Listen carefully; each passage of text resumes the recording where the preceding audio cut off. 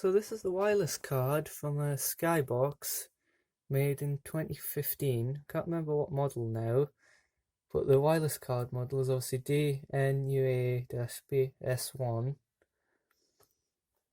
This does have drivers for Linux, but not Windows as far as I'm aware. So it does have a proprietary connector, 5 pins, but it is USB. It just there's an extra pin for the shielding. So this is the corresponding connector. See standard color codes as well, which is convenient if you want to make up a cable. So as you can see, this is TPC, my wooden computer. So I've just mounted the original mounting hardware for the wireless card on the side of the power supply using this cable management loop here and a cable tie through the cooling vents, and then put the antennas around the side of the power supply using the power supply as a ground plane, because of course you can't use wood as a ground plane, could you?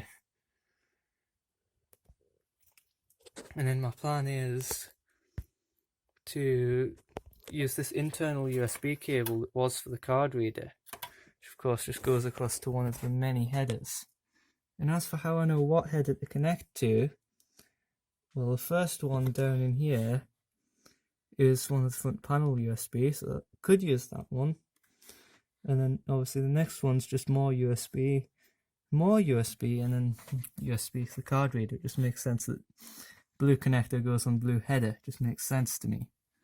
I'm not sure what that jumper's... it's clear CMOS jumper next. Then the red one's Firewire, which obviously who needs front panel Firewire when it's kind of obsolete now.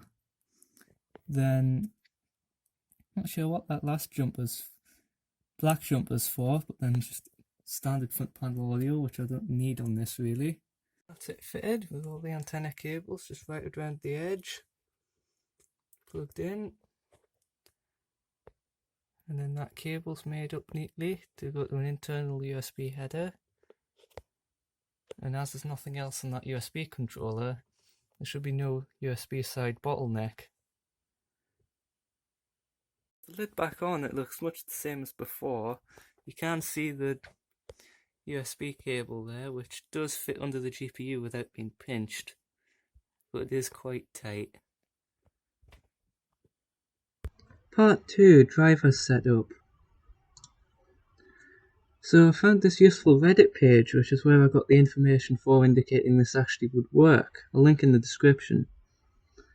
So obviously to run these as root, so the sudo dash, then run the mod probe commands, followed by setting the device ID as stated in the Reddit article, and that should get us a connection.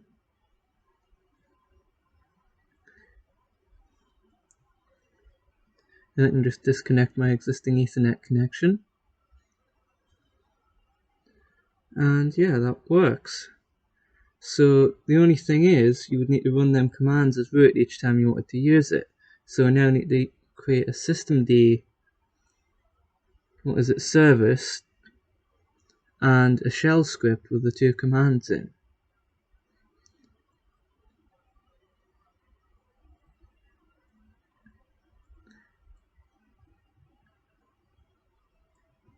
It's a very simple service, just description, run exec, and